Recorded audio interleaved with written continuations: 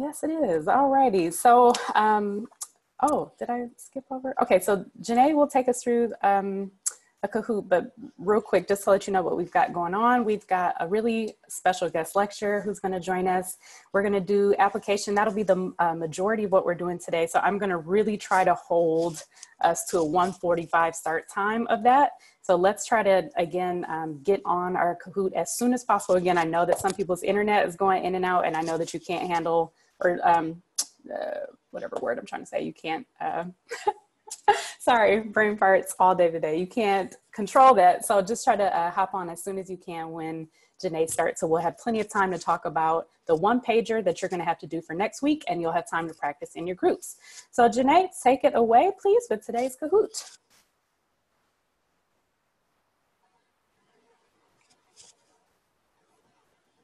Okay, hello everybody. So here's the Kahoot for the day. Just heads up, this Kahoot's gonna be a bit shorter than the other one. It's only 5 questions because a couple of folks didn't get a chance to submit their questions. Okay, so here's the game pin. 5721467.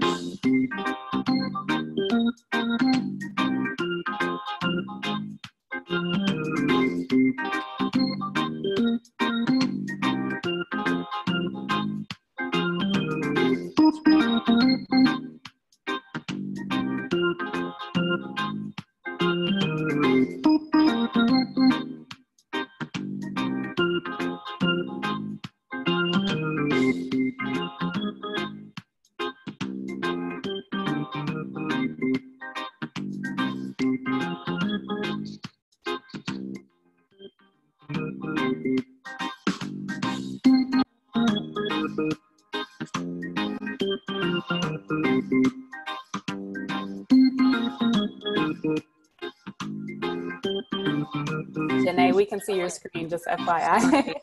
No worries, just want to let you know. Wait, so then how's the sound? I'm confused. I'm sorry. No worries. I'm so sorry. No I worries. just had a moment. All right. Wow. It might be the other tab. You might have two tabs open. Okay, thank you. Oh, wow. Okay, right. So sorry, class. All right. Counting down, so maybe we're about to start. So you may need to close the other Kahoot tabs because now it's like 12 songs that are happening of anxiety-ridden stress.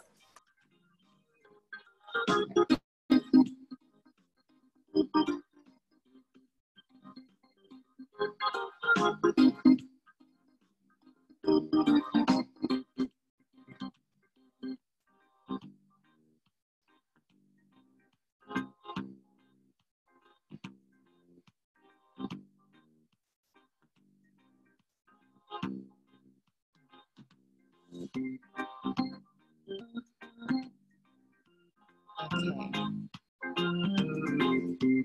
5, 4, 3, 2.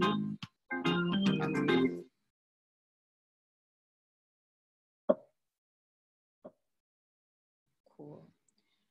The stages of change succeeds in being generalizable and accurately describing behavior change processes. True or false?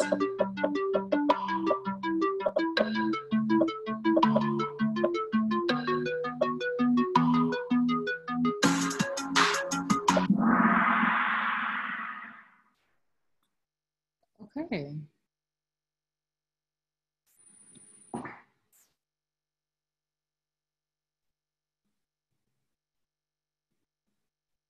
One of the critiques of the stages of change model is that the discrete stages are too oversimplified.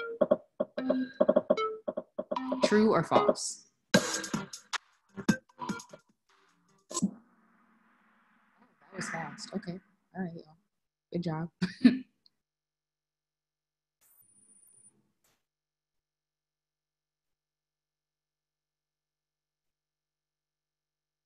Which of the following is not one of the stages in the stages of change model? Pre-contemplation, contemplation, post-contemplation, and action.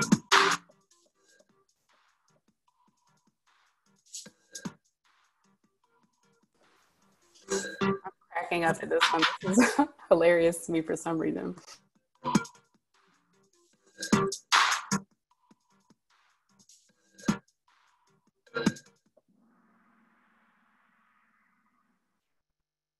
I've thought about it. I've thought about it some more. I'm done thinking about it, but I'm still not doing it. That was great.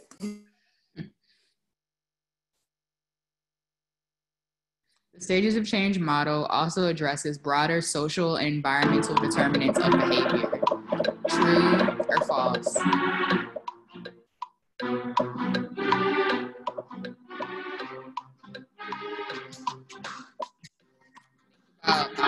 Limitations that were sort of discussed last class period of the stages of change model.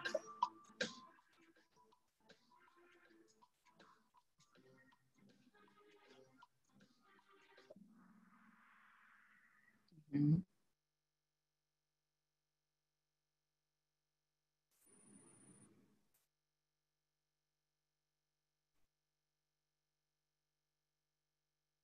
Which of the following is not considered by the trans theoretical model? A, conscious decision making. B, planning processes, weighing costs versus benefits. C, role of rewards and punishment. D, both A and B.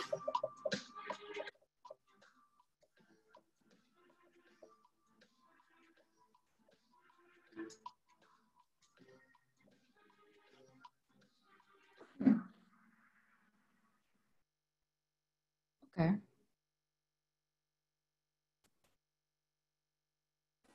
It's a tricky day, Janae. Yeah, shout out to the folks on the panel. I was tricked a few times. Yes, I would agree. That is a difficult question that we absolutely need to come back to. So I do think, generally speaking, thinking about the generalizability and the ecological validity is something that we're going to have to really think about with TTM. So one of the critiques is how reductivistic it is. So it's just saying here are the different stages and you're moving through, but it doesn't really take into account what's going on in the world around folks, and it's not generalizable to most occurrences. So we're going to talk quite a bit about certain behaviors like weight or weight management or use of substance, but not to all things. All right, so let's get back on the screen share. Mainly because, again, I just really like showing pictures of people when they are not anticipating it. So I'm really excited to welcome my colleague and one of my academic BFFs, Dr. Paul Fleming. I hope he knows he is that. If not, he found out today.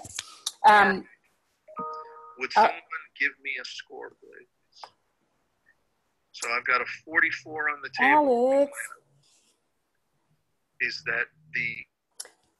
So just so Alex knows how absolutely common that is, Dr. Fleming can attest to this. That was me in a faculty meeting on Monday, picking up a phone and responding in front of 200 something people. So no worries at all, Alex. We've all been there. And thankfully I didn't say I hate my job or cuss out anyone like Dr. Fleming. So it was a good day. All in all, it was a good day. Okay, Dr. Fleming, let's talk more about who that guy is. He is an assistant professor in health behavior and health education here at U of M School of Public Health. He earned his PhD in health behavior with a graduate minor in Soc from the University of North Carolina and his MPH in behavioral sciences and health education from Emory University. He's previously worked as a community health Peace Corps volunteer in Nicaragua, developing and implementing health programs, and also as a consultant on issues related to the social determinants of health for the World Bank and U.S. Agency for International Development. Currently, his mixed methods research focuses on the root causes of health inequities, with a particular focus on developing and evaluating interventions in poor and marginalized communities in Michigan and abroad. In his work in Michigan, he uses a community-based participatory approach with Latinx immigrants to examine how policies and discrimination contribute to poor physical and mental health outcomes. In his international work, he focuses on how gender norms and their intersection with class and race or ethnicity can result in men's harmful behaviors, including partner violence, sexual risk behaviors, and lack of support for family planning. Otherwise, he's got an amazing family and dogs, and I really love spending time with him, and I'm just grateful for his friendship. So I'm really excited for Dr. Fleming to tell you a bit about the TTM in practice. Take it away. Well, hi, everyone, and thank you for that introduction. Really appreciate you sharing the photos shared in our private group chat to the classroom. Absolutely. Really just can't thank you enough. You're welcome. Thank you so much, Dr. Anderson. To give you guys a little background on this little motion, so my son is in pre-K right now, and his teacher wants them all to respond that way, right? So put your thumb up for yes or thumbs down for no, because these little 5-year-olds are kind of like all over the place, all over the screen, and can't really respond to questions. So she taught them that, which I thought was quite brilliant. So if I do ask for yes or no questions, you guys can give the thumbs up or thumbs down by your face so that you can see it. Thank you, Lauren. I see you doing it. I appreciate it. So I think my time is brief, so I'm going to get going, but happy to answer any questions. I do see the chat, at least currently, so if you want to write anything in there, you're welcome to. Basically, I'm just going to walk through a little activity with you all. It's actually focused on smoking. I've done zero research in my career on smoking, but this is actually a pal of mine from my studies at UNC that wrote this paper, and I thought it was a really good example of using diffusion of innovations in some of the work. So I'm going to share that with you all, do a tiny little activity, and then answer any questions you have. Does that sound okay? Excellent. Love to see it. Okay, so I am going to share my screen here. Give me a second. Host has disabled participant screen sharing, which is fine. Uri, what are you trying to say, Dr. Anderson, there? I said if you could just give me one moment while I'm locating you. There you are, Paul Fleming. Make host. Or I'll make you a co-host because sometimes they don't like that. You now have capabilities to do whatever you want. Ooh, watch out.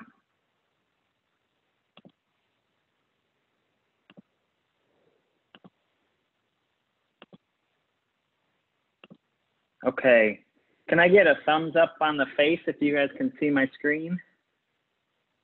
Excellent. Okay. So I'll just dive right in. So little mini agenda for my guest lecture joining you all. We're going to talk about diffusion of innovations theory quite briefly, 5 characteristics of an innovation, case study, activity, and wrap up, all within, what do I have, 20 minutes or so? So it'll be great. So I think you guys have covered all this in class. So this should be review, or at least seen it in your textbook. So when we're talking about diffusion of innovations theory, you're thinking about kind of over time, whether or not a population has adopted a certain innovation. So you can see this curve, right? In the beginning, the percent of the population who's adopted the innovation is quite low. So you have a few people who are kind of adopting it, but most of the population is still thinking like, I'm not doing that yet. Then you move on in time and you're seeing, all of a sudden the population is starting to get it, and that, they're adopting a trend. So you can think of like fashion trends in this way, right? So at the very first, you're like, ooh, that celebrity's wearing that new shirt style or whatever you fashion people talk about. Maybe Dr. Anderson, much more stylish than I, can talk about this.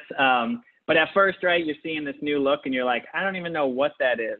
But then over time, some of your friends start to wear it, and then all of a sudden you're wearing it, and pretty much everybody except for the very, very unstylish folks are adopting it, right? So you're getting to near 100% diffusion of that particular innovation.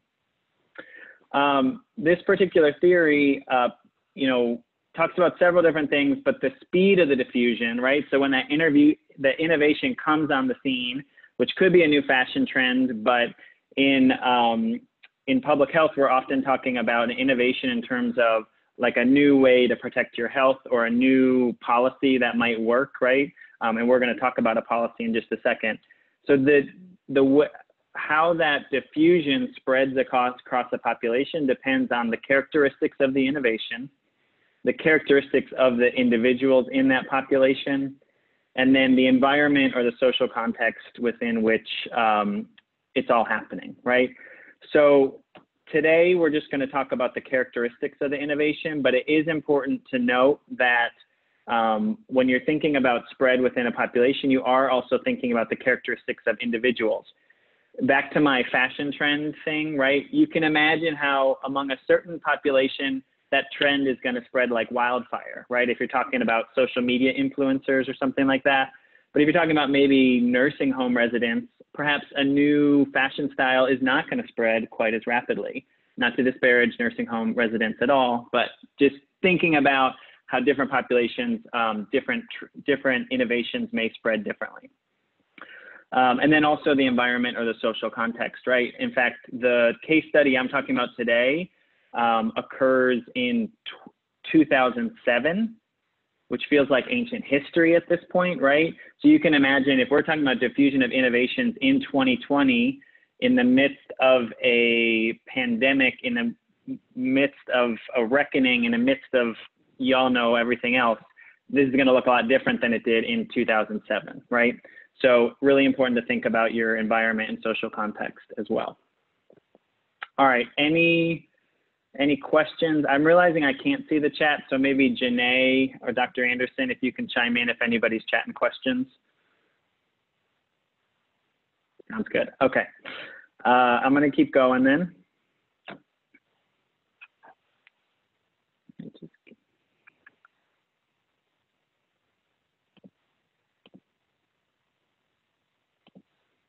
Okay, so when we are talking about the characteristics of the intervention, right? So we're not talking about the characteristics of the population or the social context, focusing in on the characteristics of an innovation. The key things to be thinking about is, does this innovation have relative advantage, compatibility, complexity, trialability, and observability? Now let's break it down to what exactly that means. Oh no, where did it go? Hold on one second. There we go. So when we're talking about relative advantage, is the innovation better than the other options? When we're talking about compatibility, does the innovation fit with the intended audience? When we're talking about complexity, is the innovation easy to use? When we're talking about trialability, can the innovation be tried before adopting? And observability, are benefits of the innovation easily visible? So one thing I want to mention is that what's really helpful, or what can be helpful about this theory, is that it can help you understand the innovation you're talking about. I've already mentioned that we can think about an innovation in a lot of different ways. It's not just within public health, right? It could be a fashion trend, but within public health, I know many of you are interested in policy and structural changes, right? So these big changes. We want to see changes in our communities. We want to see changes in the in funding at our city levels, right? We want to see changes in certain policies in place that protect people's rights. So the innovation I'm going to be talking about is a policy innovation around college campuses. But I just want you to note that you could also think about policy innovation, right? So let's say California adopted a policy related to its criminal justice system to help push it more in the direction of justice rather than punitive, right? So that's an innovation that California is adopting, but they're the first state to do so. There's still 50 other states, or I guess, what, 49 other states. Yeah. I'm good at math. Thank you, Dr. Anderson. Yeah, I saw your face. I saw your face. Ready to chime in. But so we can think of that policy, right? So if a single state adopts a policy that is particularly innovative, that we would want to do work as public health officials to get that policy adopted in other states. Similarly within Michigan, right? Maybe the city of Ypsilanti, which is Ann Arbor's next door neighbor, right, adopts a certain policy that we think is really positive for public health. Let's say it's a ban on evictions during pandemics. That seems like a good idea, right? So we may do the work to spread that innovation that IPSI has into other municipalities. So this is actually, I think, a really useful theory for thinking about policy change. Any questions so far? I'm going to keep this train moving. So the case study here, and I believe Janae or Dr. Anderson shared this paper, but so you can look to this paper for more information if you want to read more. We're kind of just basing the case study off of this paper, but it's the statewide diffusion of 100% tobacco-free college and university policies. So this was published in 2010, but if we think back to that first decade of the 2000s, a lot of college campuses did allow smoking on the campuses. Now in 2020, it's much more common to have tobacco-free campuses. And so this particular paper was looking at how do we get college and universities in the state of North Carolina to adopt 100% tobacco-free college policies.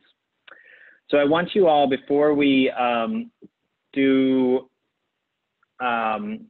a chance to do breakout rooms. So Janae, I'm going to be looking to you to break people out into rooms. We're going to have 5 groups. So if you can help me with that. But what I want you all to do is to think back to 2007, which is like a really long time ago at this point, right? So, and I think some of you, you know, maybe we're just kids then. I myself, I think, had recently graduated college. 2007 was the year the first iPhone was released. So we were like jamming on our iPods, and then they were like, hey, look at this iPhone, which was way too expensive for anyone to afford. But anyways, got released in 27. The Wire and The Office were popular TV shows, but I'm guessing some of you were more, you know, watching like Nickelodeon shows. Not all of you, but I know some of you maybe were in the like 10 years old phase at that point. Barack Obama and Hillary Clinton were battling it out for the Democratic nomination back in 2007. And wow, how things have changed since then. I'd like to also remind you, if you have this memory, that when you used to walk into a restaurant, they used to ask you if you wanted the smoking section or the non-smoking section, right? And even when you were in the non-smoking section, you still smelled the smoke, and you like, so smoking was a much more prevalent part of daily life back in 2007. There were a few cities who had adopted kind of smoke-free restaurants at that point, but it hadn't really reached the whole U.S. quite yet. And that a lot of our universities and colleges still had, you could still smoke, right? Like you couldn't smoke in the buildings maybe, but when you were walking in between classes, you could smoke on the quad, you could smoke wherever you wanted, except for inside. And that was kind of the norm. So we're about to get into breakout rooms, and you each are gonna have a little prompt. So if we think back to 2007, right? This 100% tobacco-free campus was the innovation at that point. So there were some college campuses who had adopted this, that banned smoking everywhere on campus, but there was a real push for this innovation to be spread across all colleges and universities. So the American College Health Association recommended this policy for all college campuses. So what you're gonna do when you break out into your groups is you're gonna pretend, everyone's gonna pretend that they're working at a nonprofit organization. And the Department of Health and Human Services in North Carolina just awarded you $3 million to design a strategy to increase the number of college campuses that adopt this innovation. Since university and college administrators make these decisions, your strategies will target them for the adoption of this public health innovation. So what I'm going to do is share a, let me get out of screen share. Okay. So this Google Doc, everybody can click on the link, and Janae should send everybody to groups. There should be 5 groups, and you can see in this Google Doc that there is something for group 1, something for group 2, something for group 3, something for group 4, and something for group 5. So each of you is going to take on one of those things we talked about in the beginning, which is relative advantage, compatibility, complexity, or trialability, or observability. Read the prompt, discuss for a few minutes, and then we're going to come back together and have folks report out, and then we will be wrapped up. So when you guys get into your groups, you'll really only have about 5 minutes or so to talk through this. Okay. So Any questions? Oh, yep, Dr. Anderson, please. No, I was just going to say, I'll be breaking folks out. So just let me know when you're ready. Are there any questions before you guys head into groups? Can thumbs up that folks who can access that Google Doc? You can see it? Perfect. Okay, Dr. Anderson, please release the groups.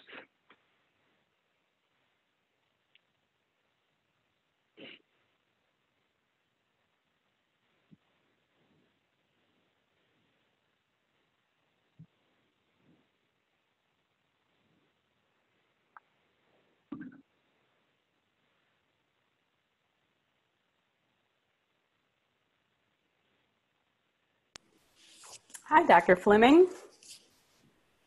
Hi, Dr.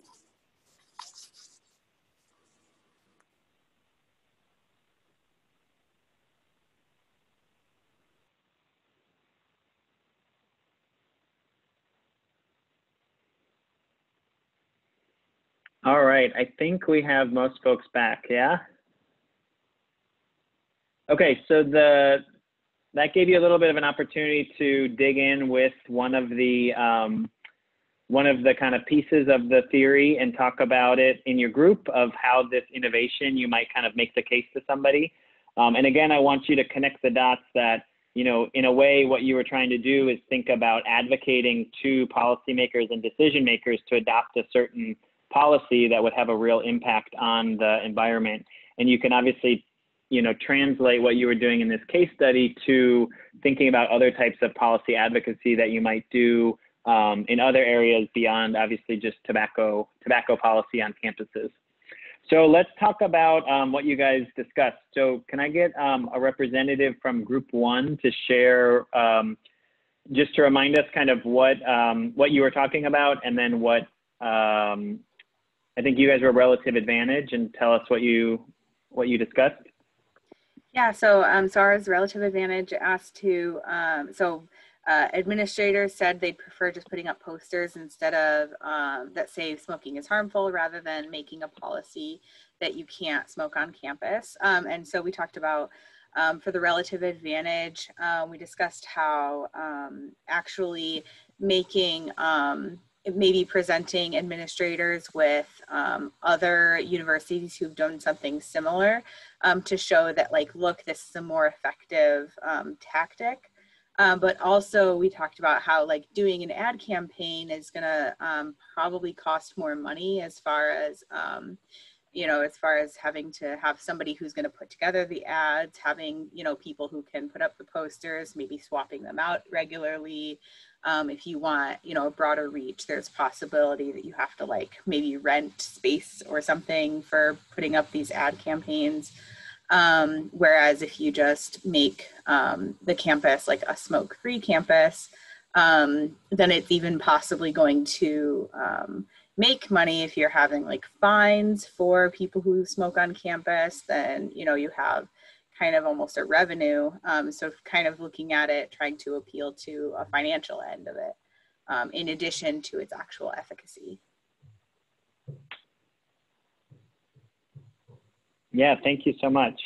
So yeah, in this one, compatibility, you want to, or I'm sorry, relative advantage, really think about the pros of a certain innovation, right? And clarify those compared to other options. So, and you can do that in a variety of ways, which you, Lauren, in your group, you talked about. So thank you so much for sharing. Let's move on to the second group, which is compatibility.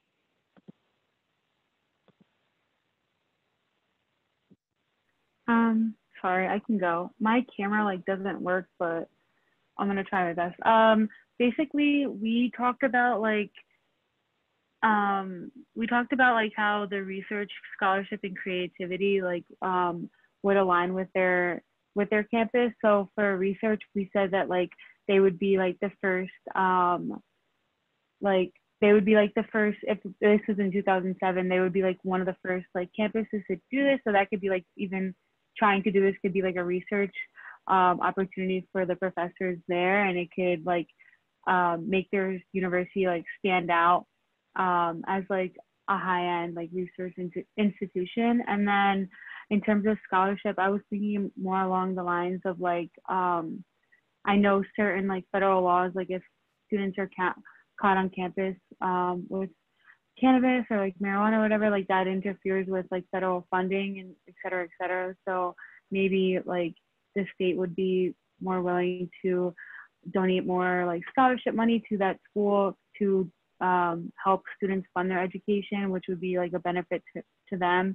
And then in terms of creativity, I know that on my old college campus, we like slowly infused the idea of like changing campus culture around a tobacco-free campus. So like we started to create like certain stations of where someone could smoke, and then each semester we took away a few stations, if that makes sense. And then as the years went by, like it slowly became like a completely tobacco-free campus. So it wasn't just like a cold turkey type of thing. Like people had time to like process the change and like the new rules. So that was interesting. And then we had like peer advocates go around and like give people goodie bags if they were actually listening and smoking in the stations. And if they weren't, we would just politely ask them if they could smoke in a station and then tell them where they can find one. Great, thank you. Thank you for sharing that. And I think you provided a lot of different good examples. And in particular, at the beginning, talking about aligning it with their research values, I think is really important. Whenever you're trying to convince somebody to adopt a certain policy or adopt a behavior, you want to align it with their value system. And with universities, obviously, research tends to be a really big value. So that's a really important point. In the interest of time, I'm going to keep speeding us along. So I think group 3 was complexity. And what they were talking about is kind of that some of the administrators might feel like it's too complex to coordinate across campus to put this policy in place and enforce it. So maybe can some folks from group 3 talk about what you discussed as how you would talk to administrators about this?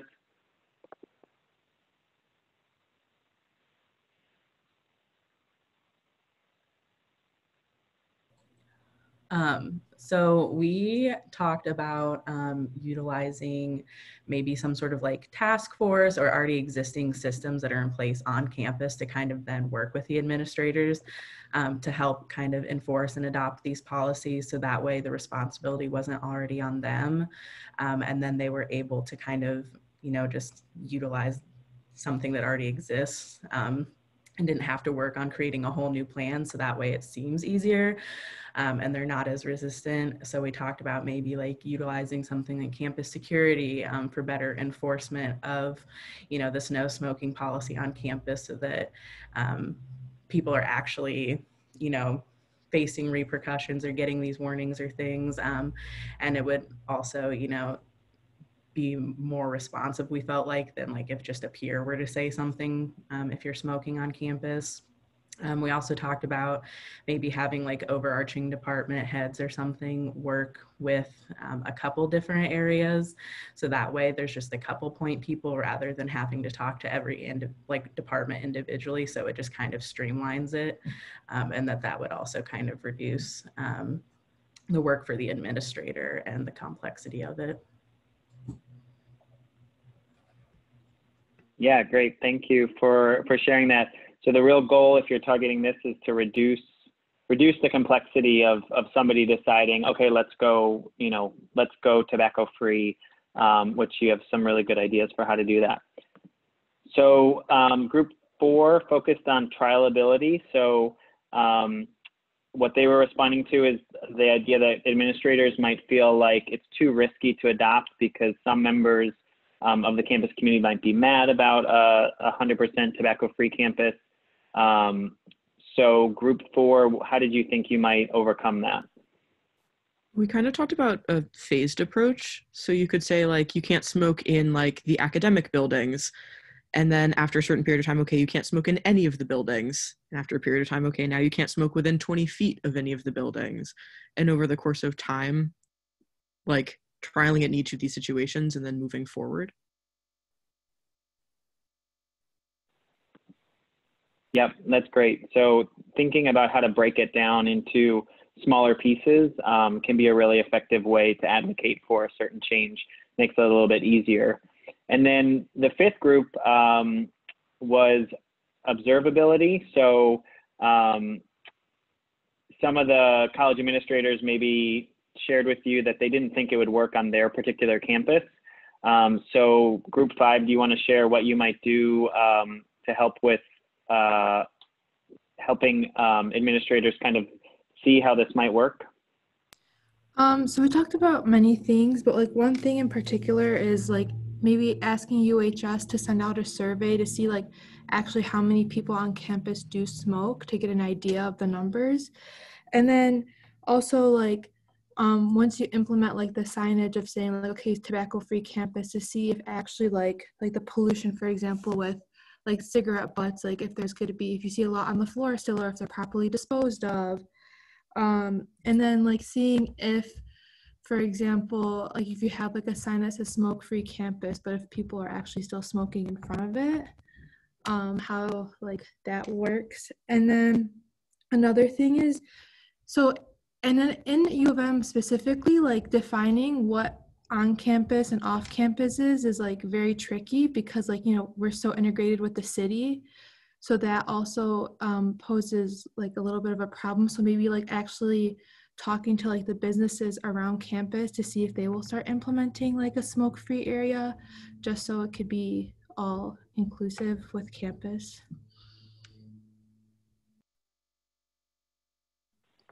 And that's great. Those are, thank you. And I don't know if you guys, some of you have heard of, there are certain advocacy groups that will actually bring legislators or policymakers to new settings where something has occurred. So I know, you know, there's one group that's trying to bring policymakers within states to certain countries in Europe that have a very different model of their criminal justice system, and in particular, the way jails are run. And so they're bringing legislators and policymakers to those new settings to say, look, this is how it could work differently. This is how it could work in a more kind of justice-oriented way than the punitive model in the US. So you can envision something similar here where you're bringing administrators to campuses where this has successfully been done. So thank you for sharing some of those ideas. So I'm going to wrap up here. I don't know if anyone has questions, but just to note, some folks at the School of Public Health at University of Michigan were actually pretty influential in the movement for the tobacco-free college campus initiatives.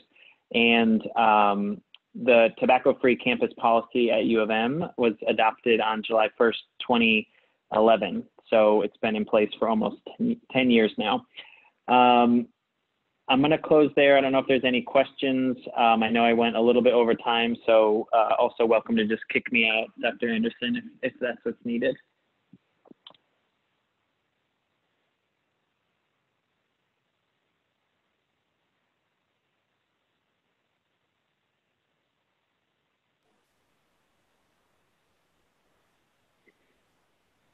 We're getting thank yous in the chat. We're getting thumbs up by the face. I think you have come, saw, and conquered. Thank you so much, Dr. Fleming, for your time. Oh, Lauren. Thank you. Yeah, if we have, because I always rewatch lectures, if we have questions that kind of come up as we're rewatching or as we're going through notes, is it okay if we email you with them? Sure. I just put my email in the chat, so you're welcome to reach out to me. Absolutely. Okay, thank you. All right. Well, good to see everybody and hope you have a good rest of your day.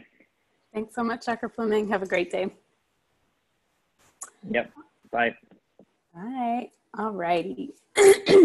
So, Dr. Fleming told us about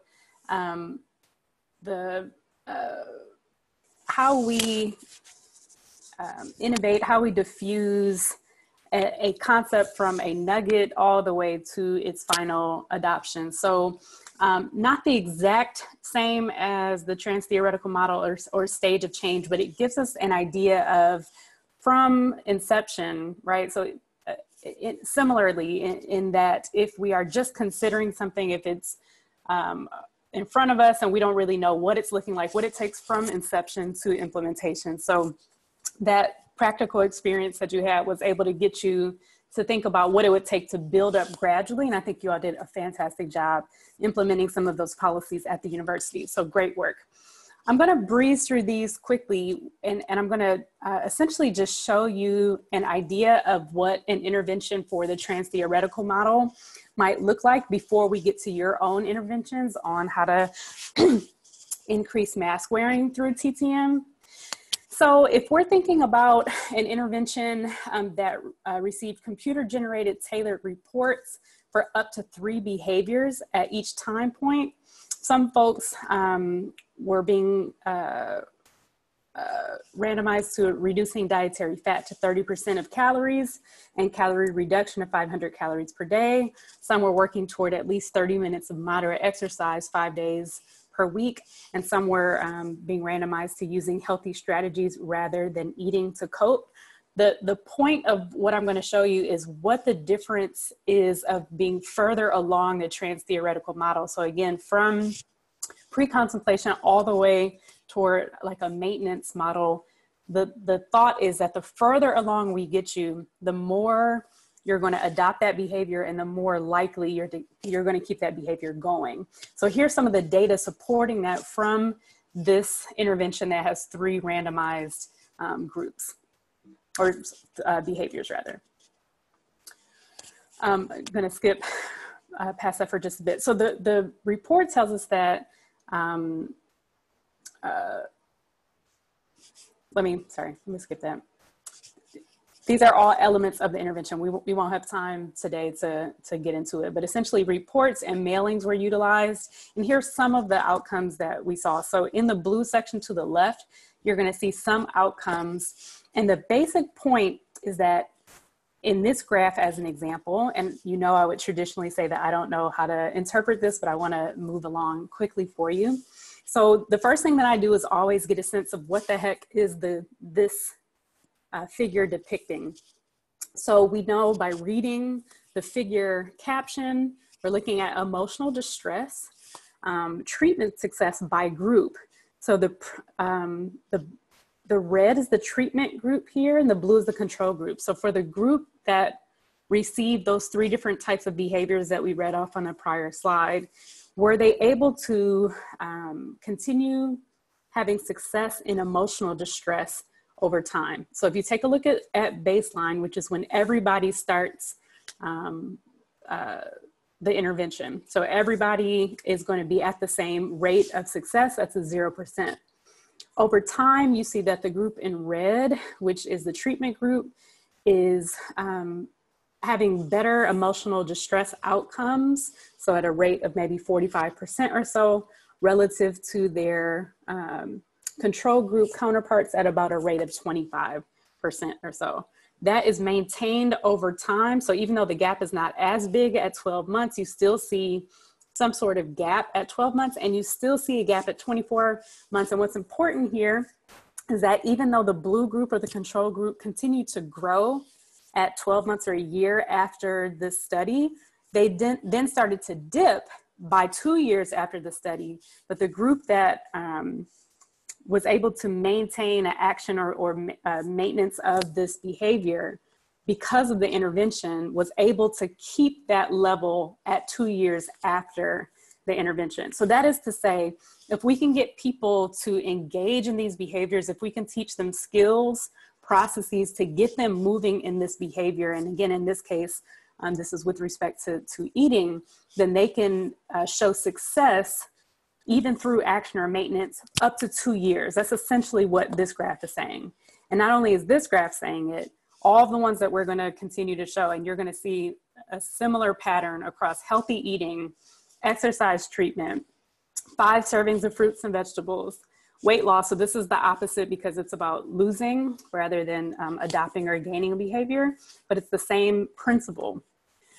Body weight loss. So all of these components are showing a dip when you don't have a process that's keeping you, when there's an intervention that's being levied against some behavior relative to when we continue to intervene, and now we're showing over a 2-year period that we can keep those behaviors going. So it's important not only to intervene, but to get you to a point where you are showing some sort of action or some sort of maintenance. So that's essentially what we're just trying to show you with the TTM. I wanted to get you to this last slide because if you were able to read the article by West, there was one scathing line that I think really summarizes why the TTM is such an embattled theory, which is, this editorial does not seek to revisit the plethora of empirical evidence and conceptual analysis that has been ranged against this model. So we've described already just in the empirical basis that it looks like it's a decent model. But again, remember what Haley told us on Monday about that practical significance, and then what we even said today in the Kahoot about some of the ecological challenges or some of the components on it looking like a web and not this linear approach, right? So West continues to say, it simply argues that the problems with the model are so serious that it has held back advances in the field of health promotion, and despite its intuitive appeal to many practitioners, it should be discarded. So all that to say, we get to the end of today's class and someone has essentially said, you shouldn't be using this thing. That's what's really important to take away about theories. There are going to be critiques. There are going to be people who say, don't do it, but for as much bad or as much good, there's going to be someone that can indicate the other. There's going to be data that's going to support the other point. So the basic takeaway is, what should you be learning from it? What can we do to understand for which groups it works best, or for which processes it works best for, like what behaviors it works best for. So don't think about it as I'm going to apply the TTM to every single thing in life, but think about it again from some of these things that we've been talking about, perhaps weight loss, perhaps it's drug use, perhaps it's smoking cessation, that these are the things that perhaps work best for TTM. I know I'm flying and I apologize for that, but I want to get you all practicing. Okay, so super quick, the group activity, and I don't know, now that I've broken you out into breakout groups already today, I don't know if we'll be able to get you back into the groups from Monday. It will be my hope. But what I want you to do is think about a one-pager. So your one-pager is going to be due next week, and you're going to be using the theories that we discussed next week, SCT and SDT, for this one-pager. But a one-pager, and I put an example up from the intervention that I have established, a one-pager kind of walks through what it looks like when something is done. So when we have the infographic, an infographic might be the building blocks to something. It might give information about what something looks like, but a one-pager is typically like an executive summary, or it's something that tells someone after something is finished, this is what it looked like. These are some of the takeaways, some of the skills, some of the strategies that we gleaned from this activity or this intervention or this product. So what I want you and your colleagues to do in your group, and again, my hope is to get you into the right groups, but what I want you all to be able to do is start the basis of a one-pager from a trans-theoretical model perspective. So you're putting all of the different constructs on maybe a sheet of paper. You don't even have to start like the drawing of it. That's less important. But remember what we did on Monday was to say what it looks like to have someone in this stage. Now I want you to think about what it would look like to get someone from that stage to the next stage. So you can say from a perspective of you have already done this, right? So when we had Janae in our program, we were able to get Janae from thinking about, should I wear a mask, to, I wonder where their like masks are being sold. So you're getting them to that next step as a part of your one pager. So you're now applying. Monday, we were just getting a sense of what it looked like for someone to be in a group. Now we're trying to get them to that next step. And you're kind of writing it from a perspective of, if we had a program in which we told people some of our tiny steps to get them from one place to the next, this is what it looked like. So this is kind of like a fake outcome of what it is that you tried to do. So I know we just, I was just about to say, I know there are likely going to be questions. So let me stop the share. And whoever just raised their hand, I'm sorry, go ahead and jump in. Are we pitching this one pager at people who are all in the same group? So are you pitching it at like, you're all pre-contemplative and we're trying to reach you, or you're all contemplative and we're trying to reach you, or So, are we being more general? Let me open up the Google Doc today. I know one of the goals today was just to dig into one. Let's see.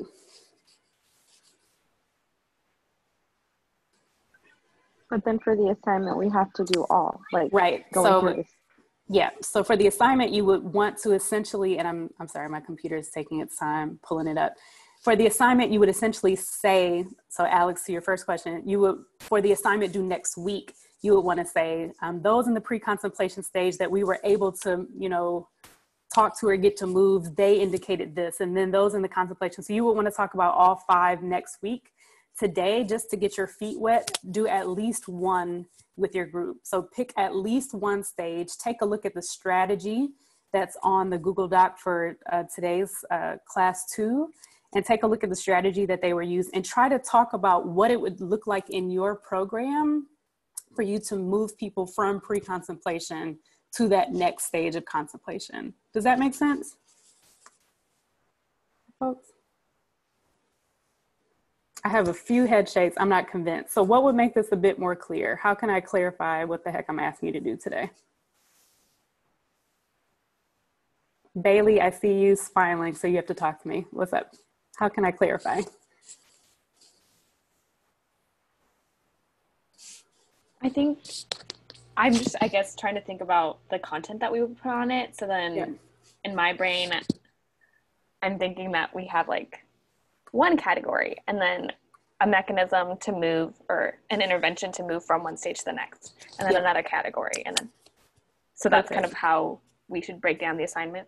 Perfect. So that's exactly right. So for, oh, flip. It didn't say the sure rooms. I was smiling, sorry. No. You should always be happy to smile or not, whatever you'd like. I just saw your face and just wanted to call on you. So of course the breakout rooms didn't save for Monday, and I'm going to just blame that on Dr. Fleming for making me recreate rooms. Oh, flip. That sucks. Flip.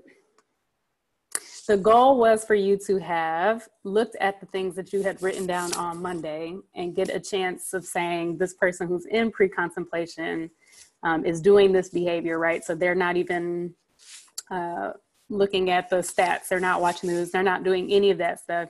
That you'd be able to apply a small intervention to get them to move to the next group. What would that intervention look like on your one pager?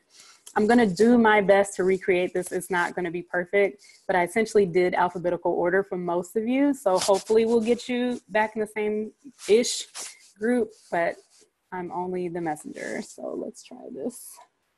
You can talk amongst yourselves while I'm doing this. Any fun weekend plans? Quick question before weekend. Yes, yes. The one pager we're turning in next week is on self-determination theory, though. Correct? Yes, SCT and SDT for next week. Cool. Yeah, thank you. Any other clarifying questions or fun weekend plans? Elizabeth, I can't read, so tell me about your dream. Oh, go ahead. Mm-hmm. I was going to say, on the syllabus, it says include at least 2 statistics and images. Does that mean we have to do 2 images as well? I didn't does it matter how many images we put on there? Ask that one more time, just to make sure I'm clear on what you're asking.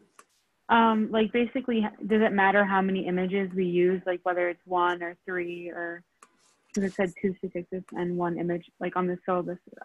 But I at least those, and that would be the only criteria that we would require. So at least those. Oh. Dr. Anderson, I yes, Tasneem was asking, does that mean, what was it, Tasneem? 2 images or 2 links, you said?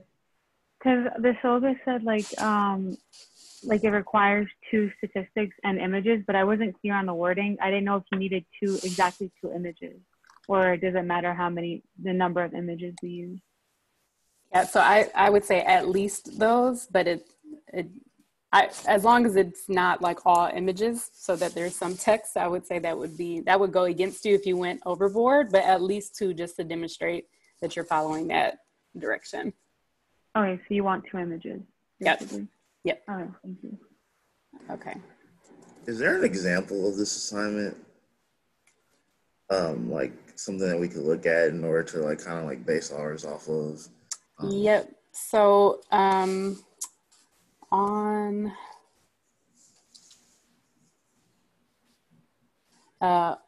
week 6, class 2 at the top, there's a read this blurb on what the heck a one-pager is. So every time I give you an assignment, there's a blurb like that at the a paragraphy blurb, and they'll have a link so that you can see an example of it. So there's a hyperlink there at week 6, class 2, so that you can get that example. And then there's also the example that I put on the PowerPoint that's already uploaded in the module. Awesome, thank you. I was just a little confused, so I just wanted to see if there was something I could base off of, so thank you. You're welcome, and please feel free to let me know if there's ever confusion like that. Again, the biggest difference between a one-pager and an infographic might be something that's like, here's where you can get some information, or like it's less about something that has happened and more about trying to get people to move. Whereas a one-pager might be an executive summary, or it's a way of saying, we did this program already, here's some of the things that we found. So it's essentially you saying, from Monday, here's what it looks like when people are in these boxes. If we applied a tiny intervention to get them to move, this is what we found when we did that. So in theory, these people would be moving along nicely toward action if you apply a certain intervention to get them to move. And the strategies of that intervention are on the activity sheet today. So it's kind of like saying, okay, here was the problem, here's what we employed, here are the results from what we employed. Awesome. Yes. Perfect. Perfect. Okay, I'm gonna assign y'all to your rooms. If you have questions, ding me and I'll come to visit you, but hopefully that's clear enough. The goal today is just to get 1 down on paper. So I'll bring you back in about 10 minutes. If you're able to do more than 1, that's great. If not, just 1 today. Try to get it down on what we just heard Lauren say about here's a problem, here's what we decided to do to change it, and here's what happened when we did that. So take a look at the model on the Google Doc. It'll give you a strategy for how to implement that, and we're talking about mask wearing in particular. Ding me if you need me to move you, or if you need me for anything, but I'm gonna get to moving you.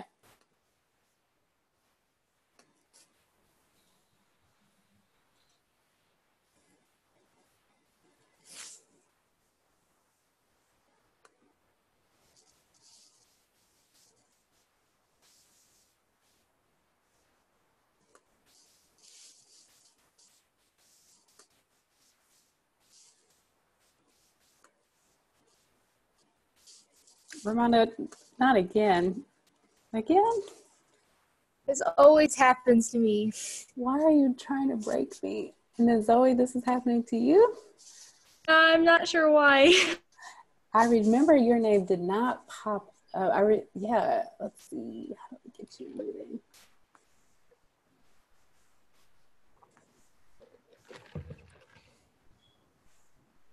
I don't see, oh wait, there you go. Ramonda is always trying to jack me up. And then let's get you to 10. And Zoe, let's get you. Hey, bye.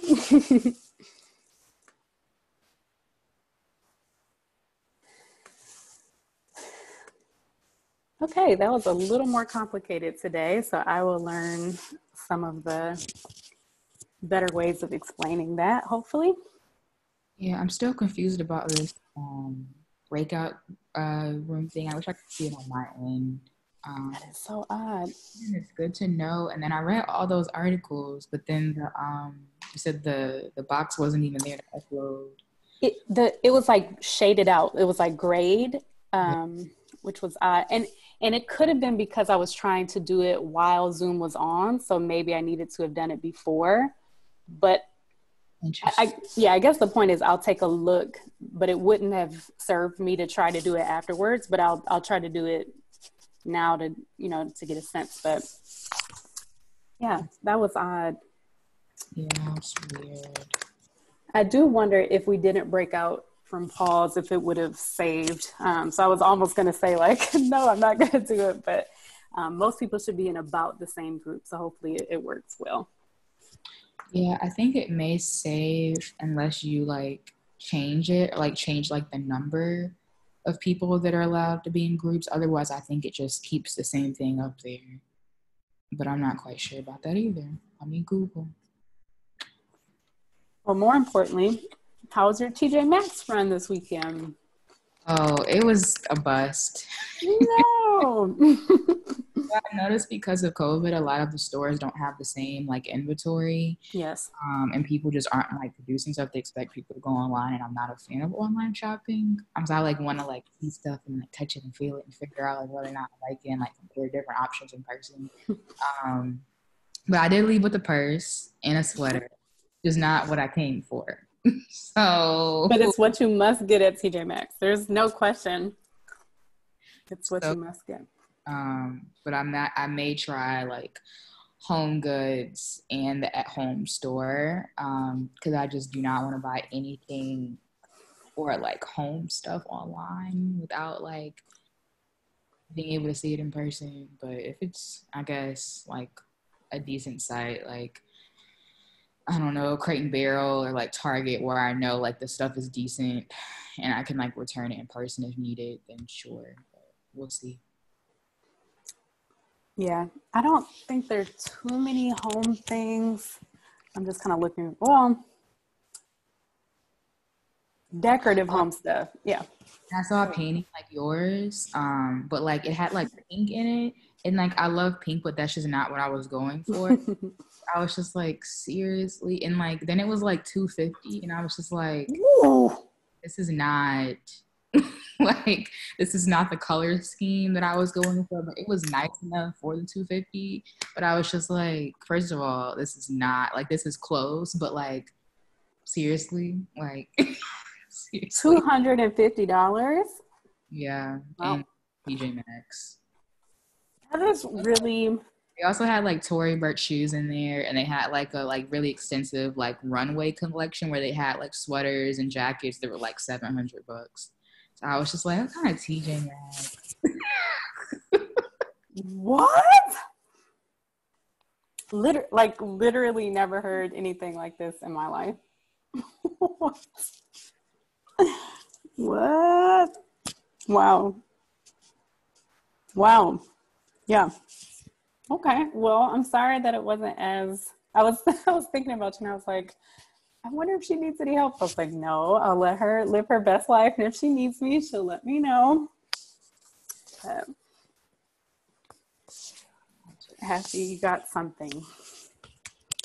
Part of me just wants to hire someone to be like, okay, look, like, can y'all just shop for like a personal shopper? And I really thought about doing that, but like, this is not somewhere that I'm going to be like long term. So I was like, okay, it's not worth it for here. But I feel like whenever I actually like get a place like permanently, like I'm definitely going to like hire someone and just be like, you know what, can you just consult me and buy everything and like go, like, this is like a blueprint of what I like, just figure it out. Thank you. Cause I'm too like type A to be trying to like decorate stuff myself. Telling you, I've done this for many a house. Just saying. It is my pleasure. I paint. I like to build stuff. So people just bring me in, and Now, right now, my house looks like a tornadic mess, so I'm not going to give you the tour. But yeah, you know, it's a nice like vibe happening in here, and I'm always happy to help. Okay, good to know. Mm-hmm. Mm-hmm. Mm-hmm.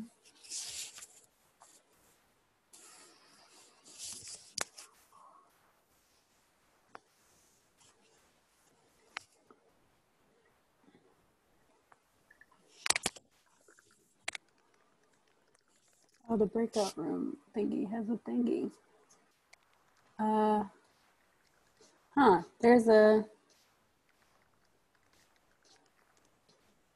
There is a number on the breakout room. I've never seen that before. Mm-hmm. What does that mean? I know like there's a number where you can put how many groups you want or like how many people you want. No, like right now. So when there's like a notification that has a number on the breakout rooms icon at the bottom of the screen. I've never seen that before. Oh, so they might be like requesting that you join them in like whatever group it is. I know that would make sense, but I don't want to pop up in that group and they're like, what? Let me just see. Let me see what I can do. Okay. Oh, there. Okay. Oh.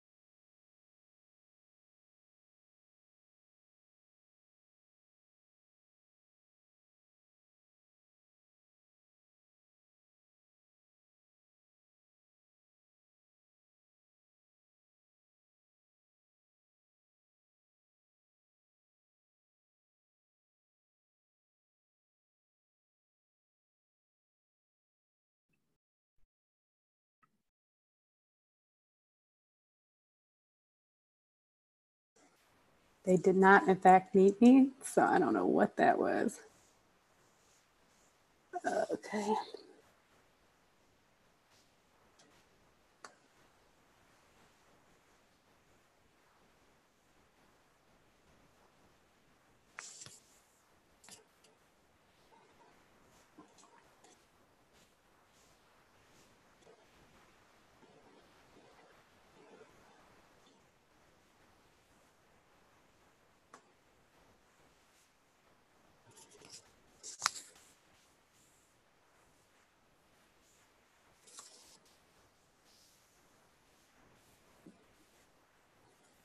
Dr. Anderson, I think I got put out of my room.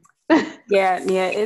When you probably clicked the wrong button, but at this point, it doesn't let me put you back in when the timer's on. Oh, okay.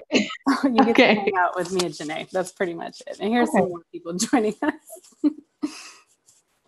Thank you. I was just like, oh crap, I think I'm out. No, we've learned that happens. So we just welcome people to hang out with us in our little room.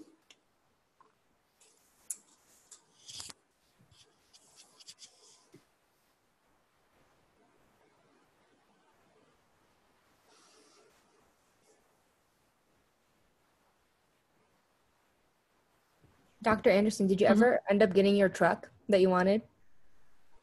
What truck was I trying to get? Didn't you say you were gonna sell the car and then buy a truck for the snow?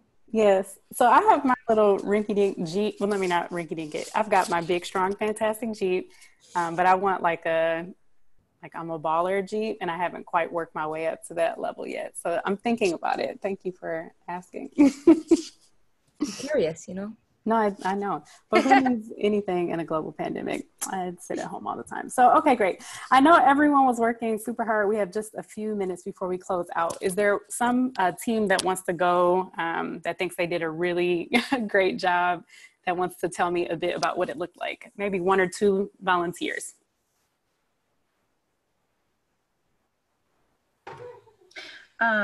one of the things that my group talked about was as like a way to represent maybe a story of somebody going from each phase. So having it be sort of set up in a timeline format where it's like, you know, here's what this person said back in April, this event happened, and now and then they were here, and then they found, you know, a source for getting masks, and then they got to here. So kind of doing that like story format where it was like, here's what happened, here's where they went, here's what happened, here's where they went.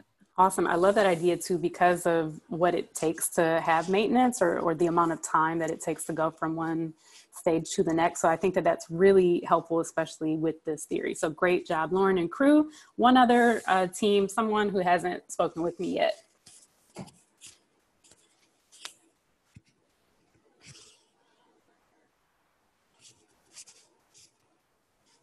Today.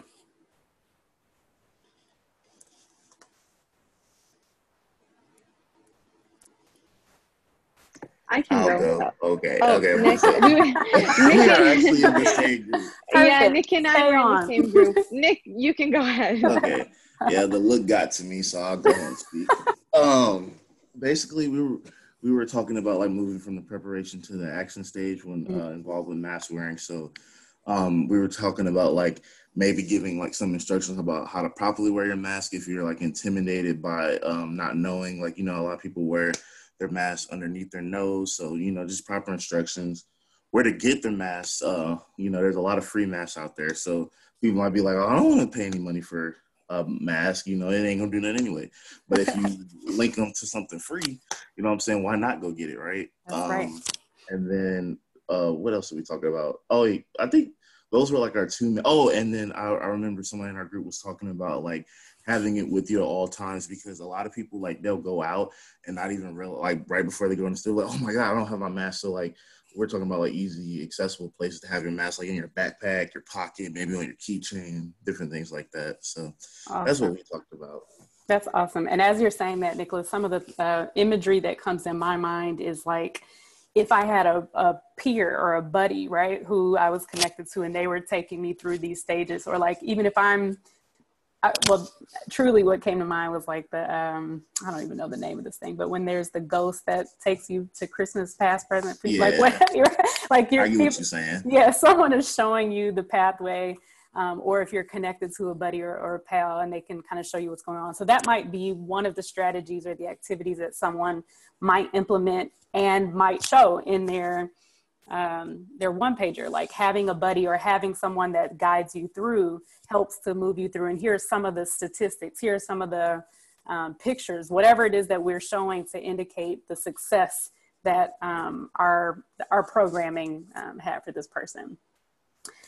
I know we're at time, and I know we do this every week, and I'm really trying to get Zoom timing. It's another beast. It really is down. So I do apologize for that. If you have questions, stay on with me and I'll get to them individually. But one thing that you learned today, one thing that you're going to do to apply it to your life, and then other questions, stay on with me. So Taz has already said something about one thing that they learned was that Dr. Fleming is a cool guy, how you'll apply it as taking a class in the future. Janae can also comment on that. He's a wonderful professor for sure. What other things have you all learned or are taking away on today? I learned that Marine wants me to get a matte black Jeep, so that's good. I will apply that to my life if I can. What other things? Awesome examples for the one pager. Great. All right. Well, as you all trickle out, I'm thankful for your time today. Have a wonderful weekend, and let me know if you have questions about the one pager or anything else. I hope that next Monday does not bring with it any other changes in the world and that we get some rest. Amen. All right. Bye, y'all. I'll see you soon. I was wondering when the infographic grades might be expected. Wherever Janae is. Hopefully by the end of the week. I've done 15 of the 70. So. Okay. No problem. Thanks. I was just wondering. Yeah. Thank you, Lauren. Hi, Dr. Anderson. Hi I have a there. question. Yep. So this is about the one-pager. I'm still trying to understand, probably like once I Google it, I'll understand what's the basic difference between an infographic and a one-pager.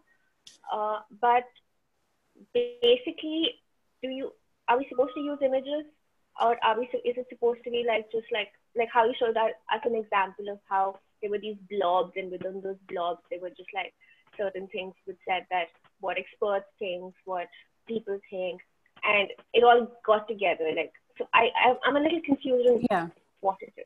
Yeah, so when you do get a chance to look at that hyperlink that's on the paragraph, it'll be a bit more descriptive, but essentially, and it's not so different, except that a one-pager is really just saying the results of something. So after something is done, here's the executive summary. Here's just a one page of how something worked.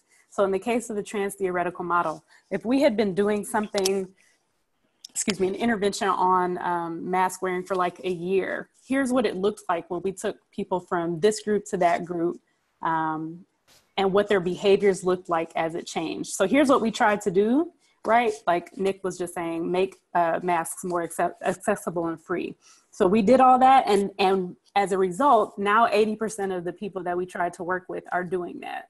And in this next stage, this is what it looked like. So you're trying to hit on each of the concepts of this model to say, when we applied it, here's the finding that we had. So next week, of course, we're going to be using a different theory, but essentially you're going to be using each of the elements of that theory to say, when we did something about that construct, this is what happened. This is what we found. Does that make sense? For example, it does. For example, like if you look into the social deterministic theory, there are about I think the 3 subparts of it. So are you asking us to the one pager should address all of those 3 subparts? Yes. In one? Okay. Yep. So you're essentially, we were essentially saying in our one pager, like we had participants because they were one chunk of the intervention. The participants said this. We had facilitators, they said this. So we brought in all these different pieces to make a cohesive story. And that's exactly what you just said, right? So all 3 of these elements tell us about the story of when we tried to intervene with mask wearing, what happened. And the population we concentrated on when we made the infographic, are we like directing it on the same population, or can we like change that? Oh, it's totally separate. So whoever you want it to be about, just let us know somehow through the info or through the one pager. Okay. All right. Thank you. You're welcome. Thank you. Yeah. Can I also ask a question about that? For like, when we're trying to do the statistics, it can just be a statistic about like mask wearing. It doesn't have to be like it doesn't have to be a statistic that specifically was directed towards like that specific theory. So, you know what, I'll clarify on that. So when Janae sends out the announcements on Friday, I kind of meant like a made up, like when we took someone from this, if you were to talk about it from the trans-theoretical model today, if we took someone from the pre-contemplation to contemplation, 80% of the people were able to do this successfully. So I just pulled that stat out of my tush, but you would be essentially showing statistics or showing some sort of data to your consumer who's reading about your intervention or your product. So it's an influential one pager to get them to understand how successful your strategy was. Okay, so we don't actually have to like be looking at like an academic journal or anything like that. We can make up our statistics. Yeah, and I do need to clarify that. So thank you for that, Taz. Yes. No problem. Thank you. Thank you. Okay, I have one last question. Do we have to like highlight steps on a one pager? Because we're talking about results and we're talking about the process. So is it like giving steps in a way? The steps I think are more related to the trans-theoretical model. So that would be more clear here. If the SDT and the SCT don't aren't as step oriented, which they're not. They're more about the like how each of these things fit together. Then you don't have to do a step at all. No. Thank you. And then Sakira, yeah, totally. Just make it up. And I apologize, that wasn't as clear. So I was saying with respect to my one pager, like this is what happened after we finished this study. You all don't have a study, but it's the idea that you're trying to creatively describe, here's a strategy that we would use with the theory that we know. And once we applied it, this is what happened. And clearly you're not going to know what happened. So you would be making up the results in that way. So I'll make sure to send, I'll probably just cut this piece of the video or make people's attention to it so that they'll understand that this is really just you making up stuff, but that the strategies that you're using are going to be based on the theory that we're learning about next week. Okay, yeah, because in our breakout room, I was a little puzzled because I was like, if we're making up our own intervention, like we don't have the results, so right. Where are we getting these results from? So, okay. Thin air, that's exactly right. No, you got it, and I wasn't as clear, so I apologize about that one. Thank you, Dr. Anderson. Thank you, Takira, and thank you, Vishaka. James, anything else? Wait, I'm really sorry, but I think like the whole like make up your own data kind of threw me off again. Okay. So if you go back to the in-class activity Google Doc for today as an example, you're going to look at the stage and the strategy. So if today we were talking about pre-contemplation, the intervention would utilize the strategy that you're talking about. So you would be educating on risks versus benefits and positive outcomes related to change. That would be the intervention that you would engage in. You have no idea if it's going to work or not, but on a one pager, it's assuming you have finished doing that task. So then you just say like, yeah, when we educated people on how to wear a mask properly and blah, blah, blah, 95 people went out that day and said they were going to, wear a mask. So you just make up whatever numbers support the strategy that you're using for that construct. Okay. So what else would be helpful to clarify on that? You're not sold. And so then, like referring to this chart, we're choosing one of the stages to. So for today, for today's activity, just to get a sense of how you would do this, you would have chosen one of those stages just to get your feet wet, to say, what would it look like if we created an intervention around this? And what, was that intervention effective at that stage? So for next week, we'll be looking at two different models. Right. And you're going to be looking at, say, for example, the SDT has three major constructs. So you're going to be using all three of those constructs to say, when we did a strategy based on that construct, here are some of the, here's like particularly what it looked like to do that. And here are some of the made up outcomes that happened as a result of doing that strategy.